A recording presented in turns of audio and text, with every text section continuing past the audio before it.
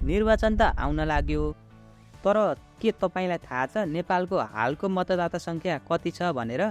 सबैजनामा नमस्कार। आजको भिडियोमा निर्वाचनसँग सम्बन्धित रहेर केही महत्त्वपूर्ण जानकारीहरू लिएर आएको छु।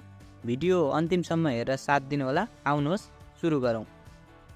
हाल नेपालको निर्वाचन आयोगको 2082 को पछिल्लो अपडेट अनुसार कुल मतदाता सङ्ख्या 1,90,05,000 रहेको छ, जसमा महिलाको सङ्ख्या 92,40,000 अर्थात् 48.9% रहेको छ भने पुरुषको सङ्ख्या 96,63,000 अर्थात् 51.1% रहेको छ।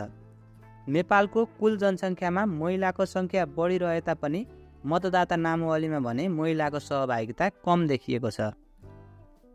त्यस्तै प्रदेश संरचनाको आधारमा मतदाता सङ्ख्या हेर्ने हो भने सबैभन्दा बढी बागमती प्रदेशमा 36,82,310 जना, मध्य प्रदेशमा 36,36,414 जना, कोशी प्रदेशमा 35,74,310 जना, लुम्बिनी प्रदेशमा 33,86,680 जना, गण्डकी प्रदेशमा 18,70,065 जना र सबैभन्दा कम कर्णाली प्रदेशमा 10,37,250 जना मतदाता सङ्ख्या रहेको छ।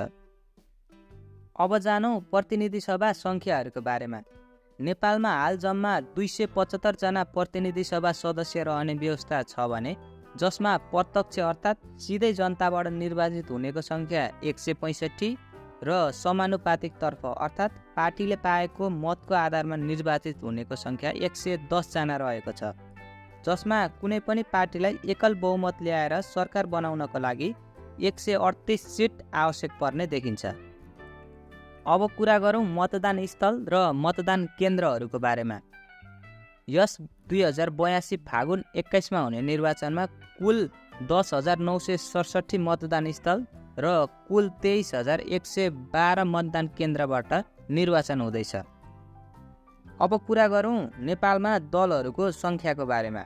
निर्वाचन आयोगले आउँदै गरेको निर्वाचनलाई लक्षित गरेर 2082 मङ्सिर 1 देखि 10 गतेसम्म नयाँ दल दर्ताको लागि समय छुट्याएको थियो।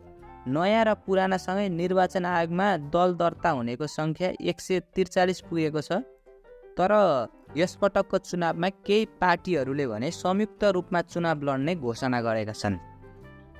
अब कुरा गरौँ निर्वाचनमा हुने खर्च सम्बन्धमा। निर्वाचन आयोगले यसपटकको निर्वाचनको लागि 19 अर्ब 21 करोड बराबरको खर्च हुने अनुमान गरेको छ। यहीँबाट पनि थाहा हुन्छ कि एकपटकको निर्वाचन गर्नलाई देशले कति भार बिहोर्नुपर्छ भन्ने बारेमा। आजको भिडियोमा यति नै। यस्तै जानकारीमूलक भिडियोको लागि भिडियोलाई लाइक, कमेन्ट र सेयर गरी च्यानललाई सब्स्क्राइब गर्न नबिर्सिनुहोला। धन्यवाद।